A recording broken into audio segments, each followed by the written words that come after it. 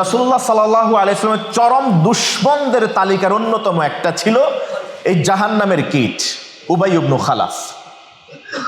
সে নবীজির সামনে এসে বলতো, মুহাম্মদ সাল্লাল্লাহু,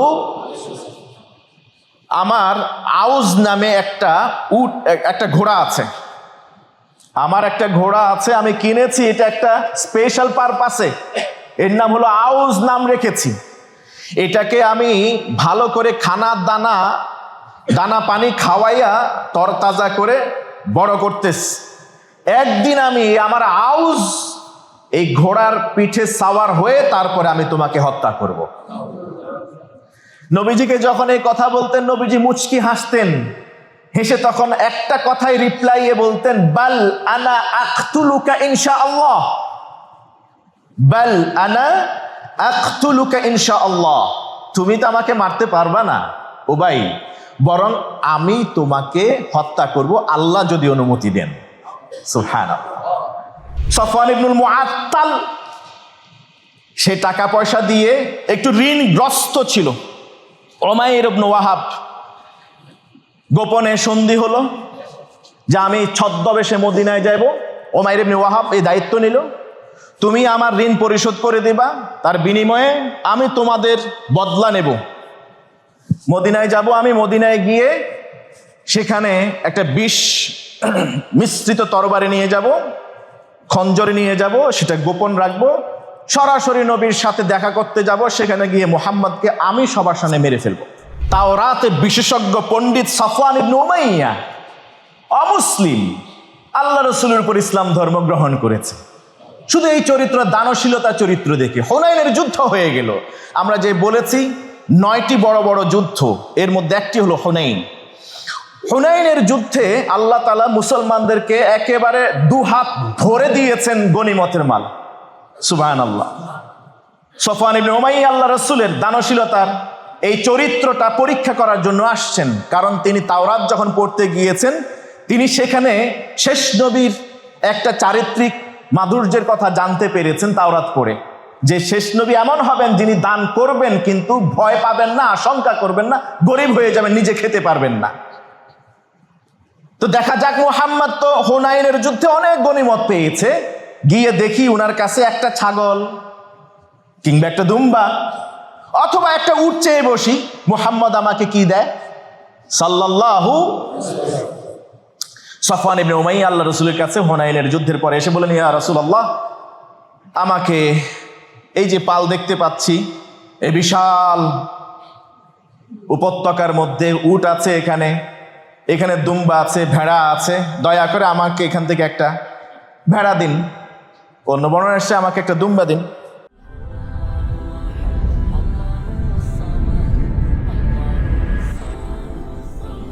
নবীজি মুহাম্মদুর রাসূলুল্লাহ সাল্লাল্লাহু আলাইহি ওয়াসাল্লাম যখন আইয়ামে জাহিলিয়ার উত্তপ্ত মরুতে অন্ধকার ওই সময়টাকে ভেদ করে তিনি আলোর মশাল নিয়ে এই পৃথিবীতে যখন আবির্ভূত হয়েছিলেন, আসমান থেকে যখন তিনি ওহীপ্রাপ্ত হলেন, এই পৃথিবীতে একত্ববাদের ঘোষক কেবল তিনি একাই ছিলেন।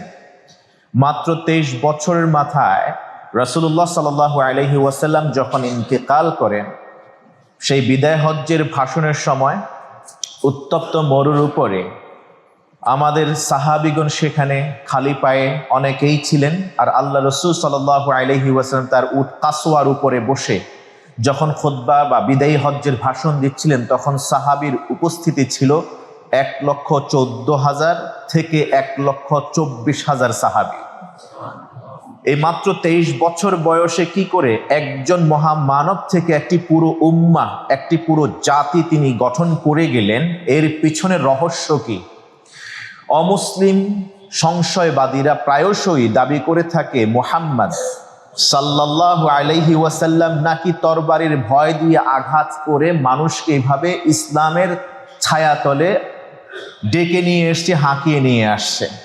তারা দাবি করে থাকে যে ইসলাম বর্বর ধর্ম, ইসলাম নির্যাতকের ধর্ম, ইসলাম অমুসলিমের উপর কশাঘাত করে, এই তরবারির আঘাত দিয়েই নাকি ইসলাম প্রতিষ্ঠিত হয়েছে। নাউজুবিল্লাহি মিন যালিক। এর চেয়ে বড় হঠকারিতা, এর চেয়ে বড় হিস্টোরিক্যাল, এটাকে বলা হয় ফ্যাসিজম, পৃথিবীর ইতিহাসে আর দ্বিতীয়টা আছে বলে আমি মনে করি না। নবীজি সাল্লাল্লাহু আলাইহি ওয়াসাল্লাম তিনি কয়টি যুদ্ধে অংশগ্রহণ করেছেন তার সমীক্ষাটা আপনাদের সামনে তুলে ধরা যাক, তাহলে বিষয়টা ক্লিয়ার হবে। আল্লাহ রাসূল সাল্লাল্লাহু আলাইহি ওয়াসাল্লামের যুদ্ধগুলোকে সাধারণত দুই ভাগে ভাগ করা হয়। ছোট ছোট যুদ্ধ, যেগুলোতে নবীজি সাল্লাল্লাহু আলাইহি ওয়াসাল্লাম নিজে সশরীরে অংশ নেননি, বরং তিনি কাউকে আমির নিযুক্ত করে, সেনাপতি নিযুক্ত করে সেই সব যুদ্ধে পাঠিয়েছিলেন, এমন যুদ্ধকে সারিয়া বলা হয়। আর তার সংখ্যা ইতিহাসবিদগণ, নিরপেক্ষ ঐতিহাসিক যারা আছেন, তারা বিভিন্ন বিশ্লেষণ করে ইতিহাস গ্রন্থে লিখেছেন তার সংখ্যা 47 থেকে 60টির মতো। 47টা থেকে 60 নাম্বার। আর তিনি সশরীরে অংশগ্রহণ করেছেন যেই সব যুদ্ধ এবং নেতৃত্ব দিয়েছেন, নিজে থেকে যুদ্ধে নিজে অংশ নিয়েছেন এমন যুদ্ধের সংখ্যা 21 থেকে 27টি। এই যেই 21 থেকে 27টি যুদ্ধে তিনি নিজে সশরীরে অংশ নিয়েছেন, এর মধ্যে 10টি যুদ্ধ হলো অনেক বড় যুদ্ধ, 9 থেকে 10টি যুদ্ধ। যেমন উদাহরণত বলা যায় বদর, উহুদ, খন্দক, বনু কুরাইজা, খায়বার, মক্কা বিজয়, হুনাইন, তায়েফ এবং সর্বশেষ তাবুক। এই যুদ্ধগুলি ছিল বিশ্বনবীর জীবনে অংশ নেওয়া বড় বড় যুদ্ধ, ইসলামের সবচেয়ে মহান বড় যুদ্ধগুলি। আপনারা নিশ্চয়ই জেনে অবাক হবেন, আমিও অবাক হয়েছি, এতদিন আমার মাঝে এই তথ্যটা কিছুটা বিভ্রাট ছিল। গতকাল রাতে আমি যখন বিভিন্ন ইতিহাস গ্রন্থগুলি সার্চ করে একটা সংখ্যা নিরূপণ করার চেষ্টা করছিলাম, এই যে বিশ্বনবী সাল্লাল্লাহু আলাইহি ওয়াসাল্লামের অংশ নেওয়া 27টি বড় বড় যুদ্ধ আর ছোট ছোট সারিয়া যে যুদ্ধগুলিতে আল্লাহ রসুল সেনাপতি পাঠিয়েছিলেন এমন 60টির মতো যুদ্ধ, টোটাল যদি আমরা মনে করি প্রায় 85 থেকে 87টি যুদ্ধ নবীজি সাল্লাল্লাহু আলাইহি ওয়াসাল্লামের জীবদ্দশায় মাত্র 10 বছরে হয়েছে। মক্কায় থাকাকালীন কোনো যুদ্ধ হয় না, যুদ্ধ শুরু হয়েছে হিজরির 2য় সাল বদরের যুদ্ধ থেকে শুরু হয়েছে। এই যে যুদ্ধগুলোতে অংশগ্রহণ করেছেন নবীজি সাল্লাল্লাহু আলাইহি ওয়াসাল্লাম এবং তার সঙ্গী সাথীরা, টোটাল অমুসলিম কতজন নিহত হয়েছে, কতজন শত্রু সৈন্য নিহত হয়েছে এই সব যুদ্ধে, ইতিহাস ঘেটে দেখলে আপনার সামনে ভেসে আসবে সংখ্যা। 2টি সংখ্যা প্রান্তিক লেভেলের, একটি হলো 1000, অন্য কোনো বর্ণনায় আছে 1020 জন, আর সর্বোচ্চ প্রান্তিক লেভেলের যে সংখ্যা পাওয়া যায় সেটা 1200। অর্থাৎ ইসলামের নবী মুহাম্মদুর রাসূলুল্লাহ সাল্লাল্লাহু আলাইহি ওয়াসাল্লামের প্রত্যক্ষ এবং পরোক্ষ অংশগ্রহণে যে 85 থেকে 87টি যুদ্ধ সংগঠিত হয়েছিল, এর মধ্যে অমুসলিমরা নিহত হয়েছে মাত্র সর্বোচ্চ সংখ্যা হলো 1200। আর মুসলমানদের সৈন্য সংখ্যা শহীদ হয়েছেন সব যুদ্ধ মিলে হিসাব করলে 250 থেকে সর্বোচ্চ 259, কেউ বা বলেছেন 275 জন। তো ইতিহাস থেকে নেওয়া, এর বেশি শহীদ হন নাই, মারা যান নাই। অথচ আমাদের ছোটখাটো কোনো ইস্যু নিয়েও হাজার হাজার মানুষ, ছোট্ট কয়দিনের চলা একটা যুদ্ধেও লক্ষ লক্ষ মানুষ, এবং হিরোশিমা নাগাসাকির কথা তো আমরা জানি, প্রথম দ্বিতীয় বিশ্বযুদ্ধে কোটি কোটি মানুষ শেষ হয়ে গেছে। এরপরে তারা বর্বর না, এরপরও তারা সন্ত্রাসী না, কিন্তু চাপিয়ে দেওয়া হয় ইসলামের উপরে। এটা হলো হিস্টোরিক্যাল, আমি মনে করি ফ্যাসিজম। আপনারা কি মনে করেন আমি জানি না। নবীজি সাল্লাল্লাহু আলাইহি ওয়াসাল্লাম কয়জন কাফের মুশরিককে হত্যা করেছেন নিজের হাতে, এই তথ্য কি আপনাদের জানা আছে? যে অপবাদ দেওয়া হয় ইসলামের নবী মুহাম্মদুর রাসূলুল্লাহ সাল্লাল্লাহু আলাইহি ওয়াসাল্লাম তরবারির ভয় দেখিয়ে মানুষদেরকে মুসলিম বানিয়েছে, নাউজুবিল্লাহি মিন যালিক। আপনি ইতিহাস খুঁজে দেখেন, সার্চ লাইট লাগান, ম্যাগনিফায়ার গ্লাস লাগান, আপনি দেখবেন ক্রিস্টাল ক্লিয়ার। সব ইতিহাসবিদ, নিরপেক্ষ ইতিহাস বেত্তারা বলেছেন নবীজি সাল্লাল্লাহু আলাইহি ওয়াসাল্লাম সব প্রণোদিত হয়ে একজন কাফেরকেও তিনি হত্যা করেন নাই। তার জীবদ্দশায় শুধুমাত্র তরবারি নয়, বর্ষার হালকা আঘাতে একজন কাফের মারা গিয়েছিল। একজন, তরবারির আঘাতেও নয়, শুধুমাত্র বর্ষার আঘাতে। তিনি ছিলেন উবাই ইবনু খালাফ। উবাই ইবনু খালাফ এই একজন মানুষকে আল্লাহ রাসূল সাল্লাল্লাহু আলাইহি ওয়াসাল্লাম ডিফেন্সিভ স্টেটে থাকাকালীন তাকে আঘাত করেছিলেন, তার গর্দানে সে নিহত হয়েছে। তারও প্রেক্ষাপট, হিস্ট্রিক্যাল ব্যাকগ্রাউন্ড আছে। তার ব্যাকগ্রাউন্ড হলো, সে যখনই আল্লাহ রসুলকে দেখত নবীজিকে উত্ত্যক্ত করত। রাসূলুল্লাহ সাল্লাল্লাহু আলাইহি ওয়াসাল্লামের চরম দুশমনদের তালিকার অন্যতম একটা ছিল এই জাহান্নামের কীট উবাই ইবনু খালাফ। সে নবীজির সামনে এসে বলতো, মুহাম্মদ সাল্লাল্লাহু, আমার আউজ নামে একটা ঘোড়া আছে, আমার একটা ঘোড়া আছে, আমি কিনেছি, এটা একটা স্পেশাল পারপাসে, এর নাম হলো আউজ নাম রেখেছি। এটাকে আমি ভালো করে দানা পানি খাওয়াইয়া তরতাজা করে বড় করতেছি।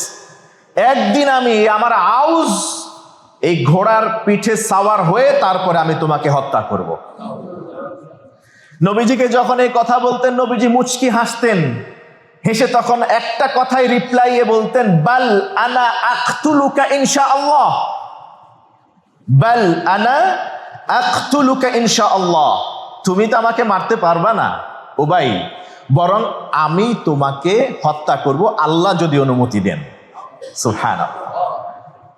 উহুদের যুদ্ধ যখন সংঘটিত হলো, রাসূলুল্লাহ সাল্লাল্লাহু আলাইহি ওয়াসাল্লাম এর নির্দেশ যখন তীরন্দাজরা খানিকটা সময়ের জন্য মুসলিমদের শিক্ষার উদ্দেশ্যে তারা যখন বিস্তৃত হলো, যখন খালিদ ইবনে ওয়ালিদ পরবর্তীতে মুসলমান হয়েছেন, ইসলামের অনেক যুদ্ধে তিনি সেনাপতির নেতৃত্ব দিয়েছেন, সে খালিদ ইবনে ওয়ালিদ তখনও ইসলাম ধর্ম গ্রহণ করেন নাই।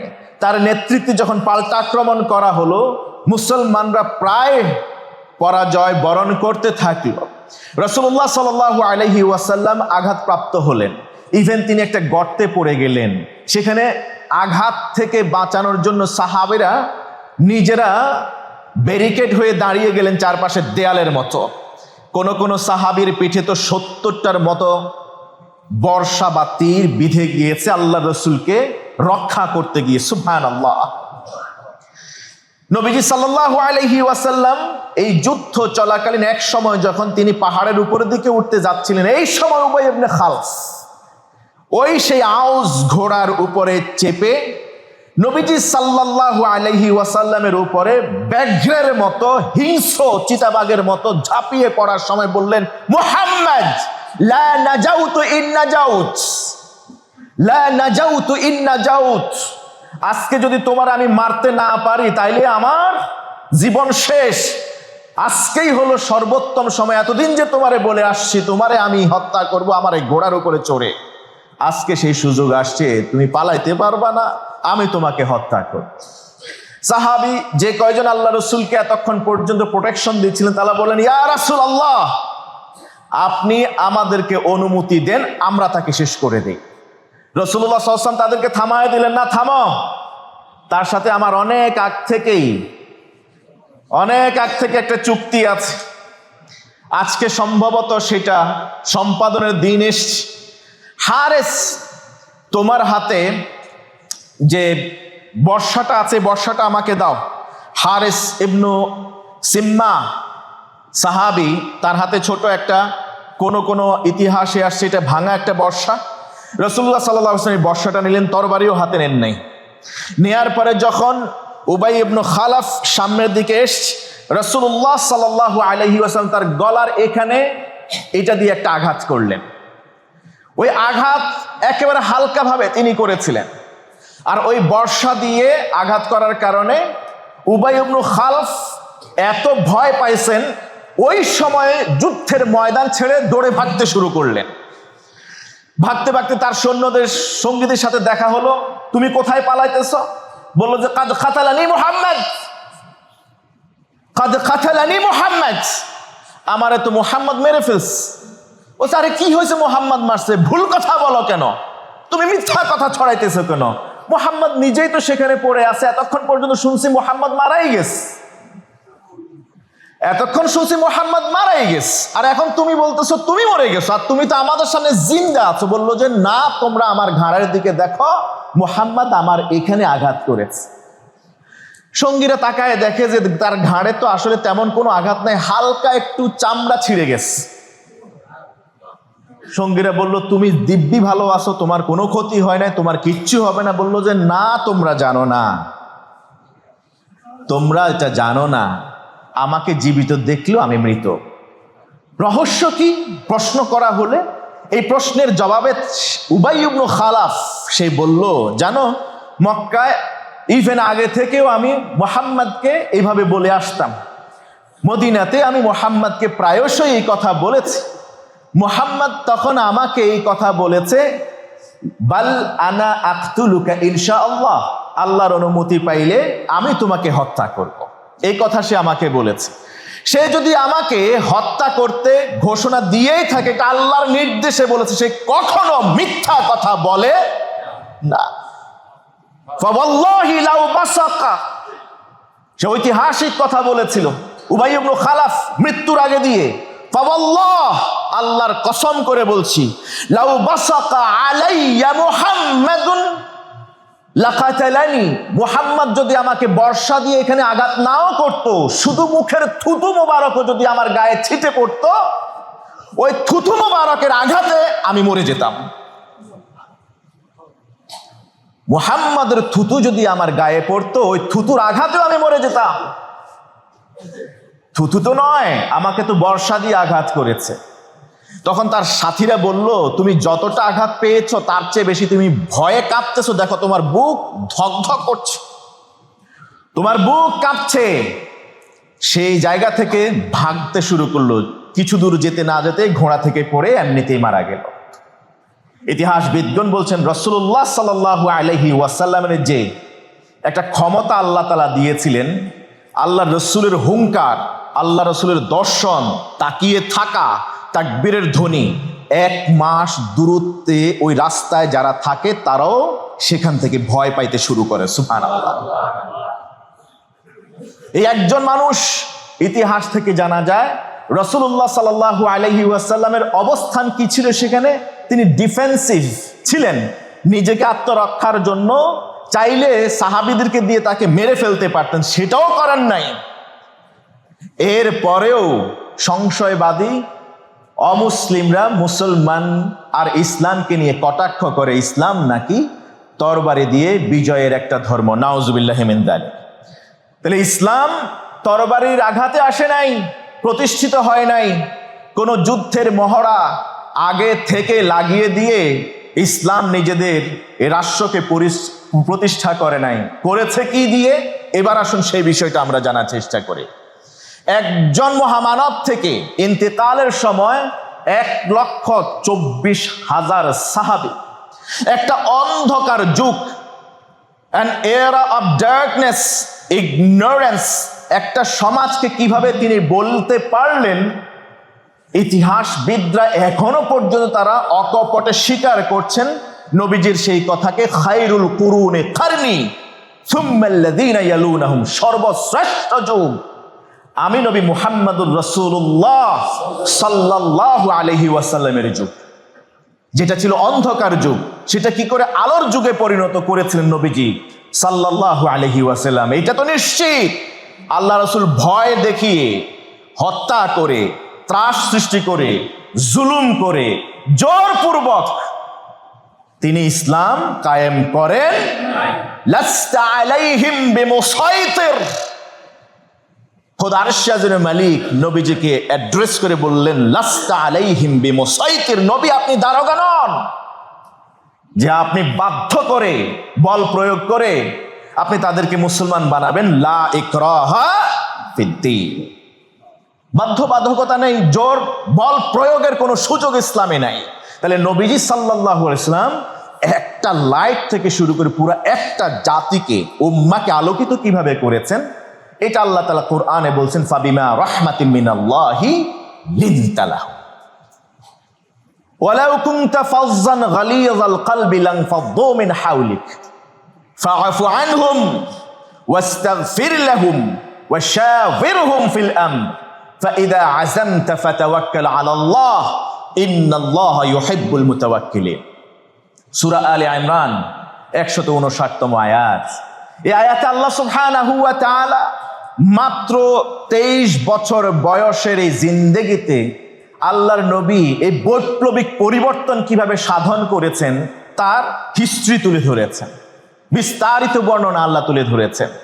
নবীজি যেই তরবারির চেয়েও ধারালো অস্ত্র দিয়ে মুসলমান বানিয়েছেন সবাইকে, সেটা আর কিচ্ছু নয়, লোহার তৈরি অস্ত্র নয়, তামার তৈরি অস্ত্র নয়, সেটা হলো নবীজির চারিত্রিক মাধুর্যতা দিয়ে, যার চরিত্রই ছিল পুরো মহাগ্রন্থ আল কোরআন। তাকে লিভিং কোরআন বলা হতো, লিভিং কোরআন। আম্মা জান আয়েশা সিদ্দিকা তাকে বললেন কানা খুলুকুহু আল কোরআন, নবীজি সাল্লাল্লাহু আলাইহি ওয়াসাল্লাম জীবন্ত একটা কোরআন। সুবহানাল্লাহ। পুরোটা অজ্ঞতার অন্ধকারকে আলো দিয়ে ভরে দিয়েছেন ওই কোরআনের নূর দিয়ে, তার আদর্শ দিয়ে। আল্লাহ তাআলা বলেন কিতাবুন আনজালনাহু ইলাইক, নবী হে আমি আপনার কাছে একটা কিতাব নাজিল করেছি, একটা গাইডলাইন, হেদায়েতের গাইড পাথ। এটা দিয়ে কি করবেন, কেন এটা দিয়েছি, লিতুখরিজান নাসা মিনাজ যুলুমাতি ইলান নূর। ওই যে আইয়ামে জাহিলিয়ার বর্বর ওই যুগের মানুষগুলি অজ্ঞতার অন্ধকারে আছে, এদেরকে ফ্রম ডার্ক টু লাইট, অন্ধকার থেকে আলোর দিকে নিয়ে যেতে হবে। আর সেটা নিবেন আপনি এই কোরআন দিয়ে। আর এই কোরআনটা পুরোটাই আপনার বাস্তবিক জীবনে, পুরোটা জিন্দেগিতে 23 বছরে আমি আল্লাহ তাআলা এটা রিফ্লেকশন দিয়েছি। আপনি নিজে একটা লিভিং কোরআন। সুবহানাল্লাহ। নবীজি সাল্লাল্লাহু আলাইহি ওয়াসাল্লাম এর আদর্শ দেখে অমুসলিমরা 0 থেকে 1,24,000 অমুসলিম মুসলমান হয়েছে। Can you imagine? শূন্যের কোঠা থেকে নবীজিকে বাদ দিলে শুরু করেছেন 0 থেকে, শূন্যের কোঠা থেকে মাত্র 23 বছরে আল্লাহ রাসূল সাল্লাল্লাহু আলাইহি ওয়াসাল্লাম রেখে গেলেন 1,24,000 ইমানদার, সাচ্চা ইমানদার সাহাবী রেখে গেছে। কি করে সম্ভব? এরা সবাই অমুসলিম ছিলেন, সবাই। তার নাম দূর থেকে শুনতেন, ইয়ামান থেকে শুনেছেন, ইথিওপিয়া থেকে শুনেছেন, তারপরে তার নাম ফারস্য থেকে শুনেছেন। তার কথা শুনে সেখান থেকে তারা এসছেন নবীজিকে দেখার জন্য। নবীজিকে দেখে দেখে তারা রিয়ালাইজ করলেন, অ্যাপ্রিহেন্ড করলেন যে ইনি সর্বশেষ ও চূড়ান্ত নবী, নবী মুহাম্মদুর রাসূলুল্লাহ সাল্লাল্লাহু আলাইহি ওয়াসাল্লাম। এখন তো আমরা আমাদের নবীকে চিনি, জানি ইতিহাস গ্রন্থ দিয়ে, হাদিস দিয়ে, সিরাত দিয়ে, কোরআন দিয়ে আমাদের নবীকে চিনি। ওই সময়তে কোরআন পাণ্ডুলিপি আকারে ছিল না, নবীজির কোনো জীবন চরিত ওই সময় রচিত ছিল না, কোনো হাদিসের গ্রন্থ ছিল না। তাহলে অমুসলিমরা কি করে আল্লাহর রসুলকে সেদিন তারা রসুল হিসেবে জানতে পারলো? তারা জেনেছে আল্লাহ রসুলকে দেখে দেখে। তারা কোনো কিতাব পড়ে আমার রসুলকে চেনেন নাই, তারা আল্লাহর রসুলকে পরীক্ষা করেছেন দেখে দেখে। তারপরে কখনো একজন, কখনো 2 জন, কখনো পরিবারের সবাই, কখনো একটা গোত্রের সবাই, কখনো একটা জনপদের সবাই একসাথে এসে রাসূলুল্লাহ সাল্লাল্লাহু আলাইহি ওয়াসাল্লামের হাতে হাত রেখে পড়েছেন আশহাদু আল্লা ইলাহা ইল্লাল্লাহ ওয়া আশহাদু আন্না মুহাম্মাদান আবদুহু ওয়া রাসূলুহু।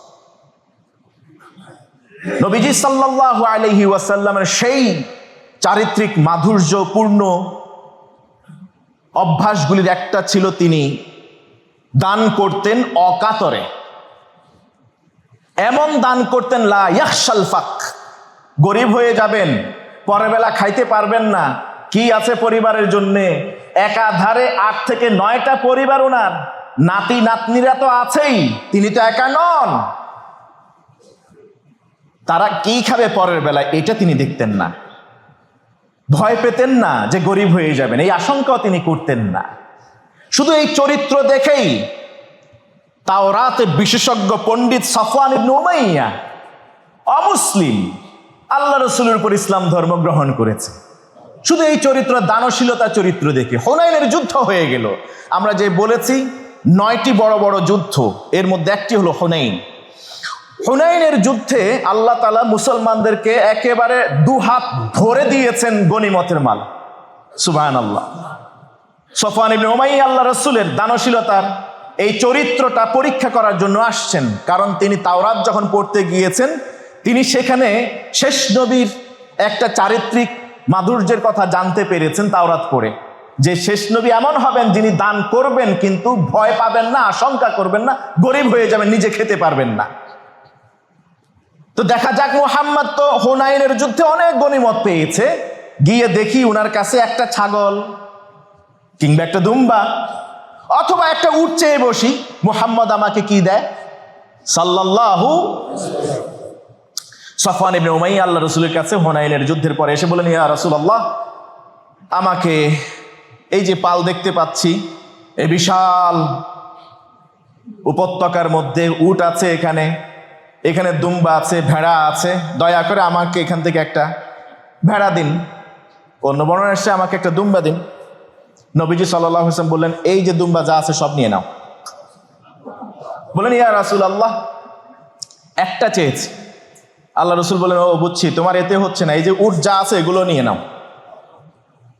সে অবাক হয়ে গেল, অবাক হয়ে পিছনের দিকে বারবার নবীজির দিকে তাকিয়ে দেখছে, এটা কি আদৌ সম্ভব?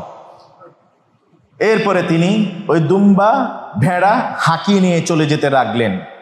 এরপরে তিনি যাওয়ার আগে দিয়ে আবার ফিরে এসে আল্লাহ রাসূল সাল্লাল্লাহু আলাইহি ওয়াসাল্লামকে বললেন, ইয়া রাসূলুল্লাহ, ইন্নাকা লা আবগাদুল খালকি ইলাই। আজকের আগে আপনি আমার কাছে পৃথিবীর সবচেয়ে ঘৃণিত মানুষ ছিলেন, এই পৃথিবীর বুকে সবচেয়ে ঘৃণিত মানুষ ছিলেন। এই হাদিস সহিহ ইবনে হিব্বানের 4828তম হাদিস, মুসনাদে আহমদ 15304, তিরমিজি 666তম হাদিস। নবীজি সাল্লাল্লাহু আলাইহি ওয়াসাল্লামকে বললেন, আজকের আগে আমি সফওয়ান ইবনে উমাইয়ার কাছে সবচেয়ে ঘৃণিত, নিন্দিত মানুষ ছিলেন, আর এখন আমার কাছে মনে হয়েছে তাওরাত পড়ে যে চরিত্রের কথা আমি জেনেছি আপনার জীবনে হুবহু মিলে যায়। আমি আর দেরি করতে চাই না, আপনি এখনই আমাকে ইসলাম ধর্মে দাখিল করেন। আমি পড়তে চাই আপনার হাতে আশহাদু আল্লা ইলাহা ইল্লাল্লাহু ওয়া আশহাদু আন্না মুহাম্মাদান। ইসলাম ধর্ম গ্রহণ করেছেন নবীজির এই চরিত্র দেখে। বলেন, এখানে কোন তরবারি তাকে বাধ্য করেছে?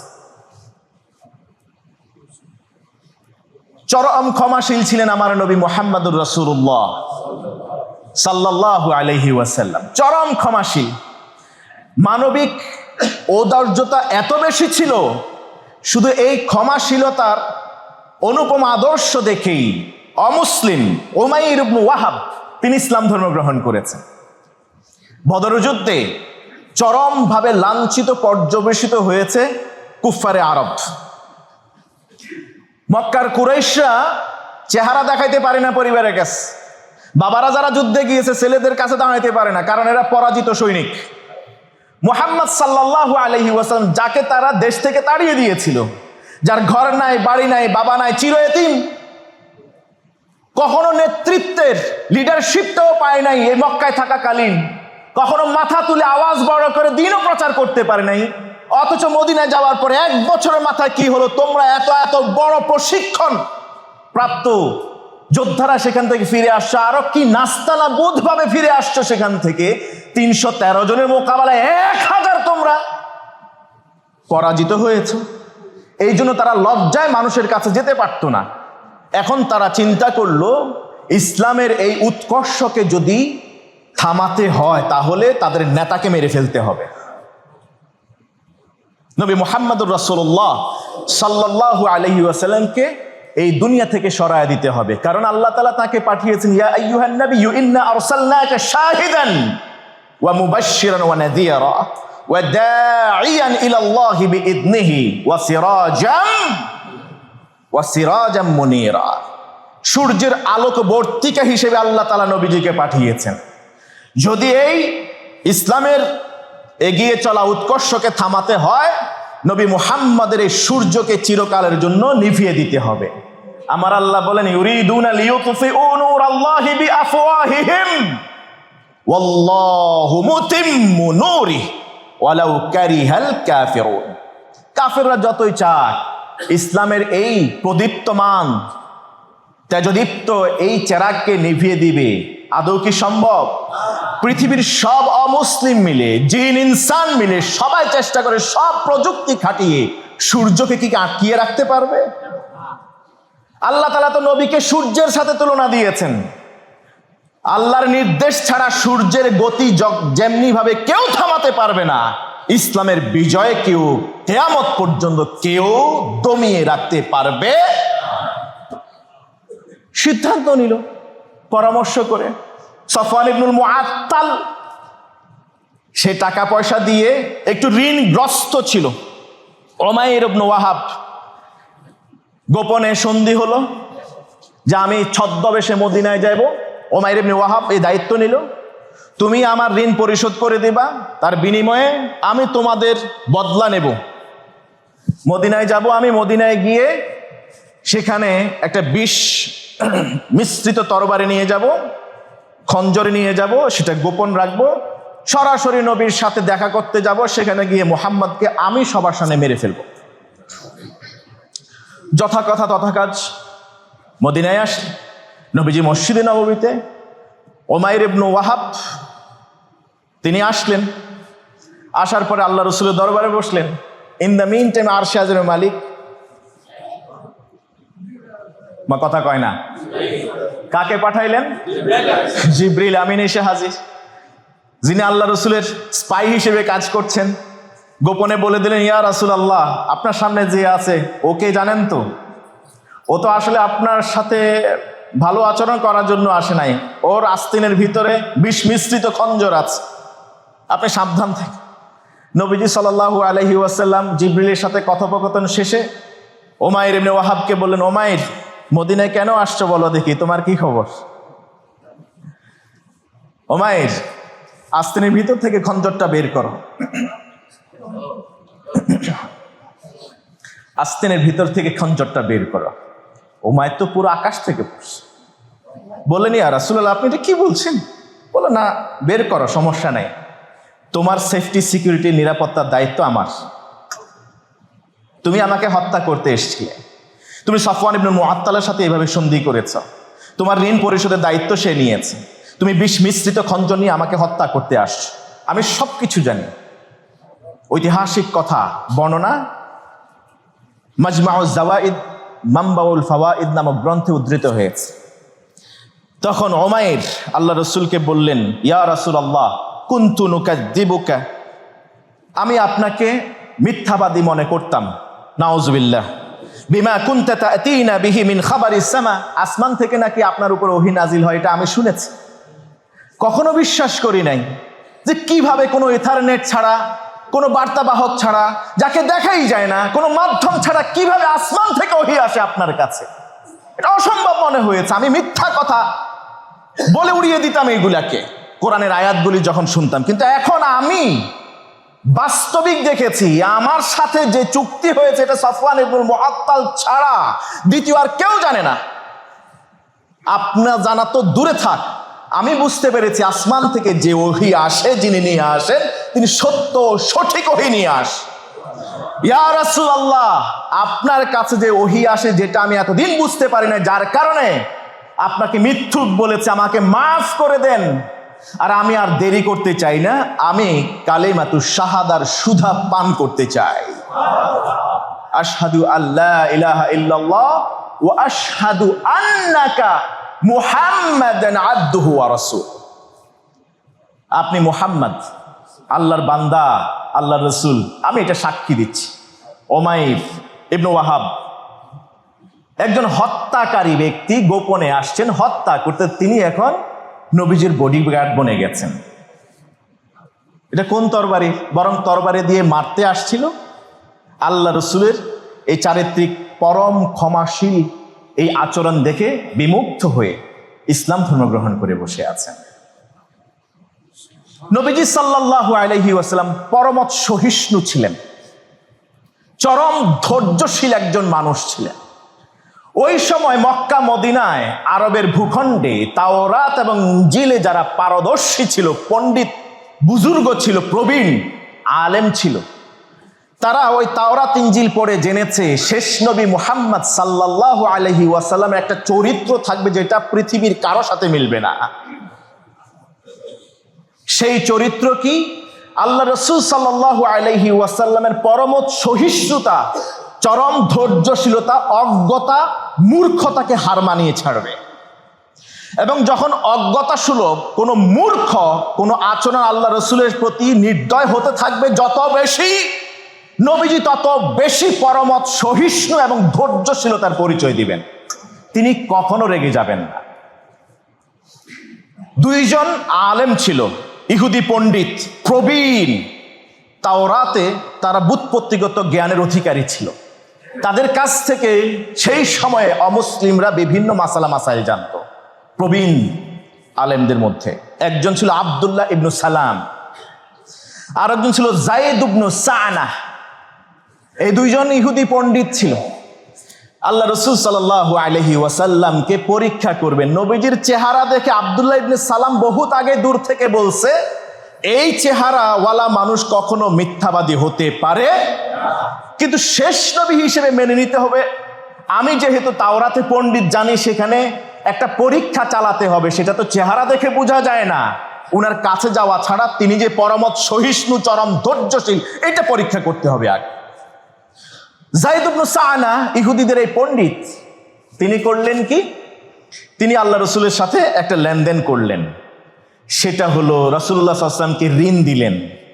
আল্লাহ রসুলের সাথে চুক্তিবদ্ধ হলেন, এই সময়ে কথার কথা 5 মাস পরে এই ঋণ পরিশোধ করে দিবেন। নবীজি সাল্লাল্লাহু আলাইহি ওয়াসাল্লাম প্রতিজ্ঞাবদ্ধ হলেন দিবেন। দেখা যাচ্ছে 2 মাস 1 মাস যেতে না যেতে সে এসে আল্লাহ রসুলের কলার চেপে ধরে পড়ল, মুহাম্মদ, আপনি আমার থেকে ঋণ নিয়েছেন, আপনি আমার ঋণ পরিশোধ করেন। ওমর ইবনে খাত্তাব রাদিয়াল্লাহু তাআলা আনহু বলেন, ইয়া রাসূলুল্লাহ, এটা কি সঠিক? আল্লাহ রসুল বলেন, হ্যাঁ সঠিক, কিন্তু চুক্তিতে এইটা এভাবে ছিল না। চুক্তিটা হলো এতদিনের জন্য আমি নিয়েছি, এই সময়ের মধ্যে সে আমার কাছ থেকে মেয়াদ শেষ হলে নিয়ে যাবে, আমি ফেরত দেব। কিন্তু সে তো এখনো 1/3 সময়ই যায় না, আগে থেকে এসে চেয়ে বসে। বললেন, ইয়া রাসূলুল্লাহ, সে আপনার কলার ধরেছে, আপনি আমাকে অনুমতি দেন, আক্তুলহু, আমি তাকে হত্যা করে ফেলি। নবীজি বললেন, ওমর থামো, আমি তোমার কাছ থেকে এই আচরণ আশা করিনি। আমি ঋণগ্রস্ত তার কাছে, সে আমার প্রতি দয়া দেখিয়েছে, আমাকে ঋণ দিয়েছে।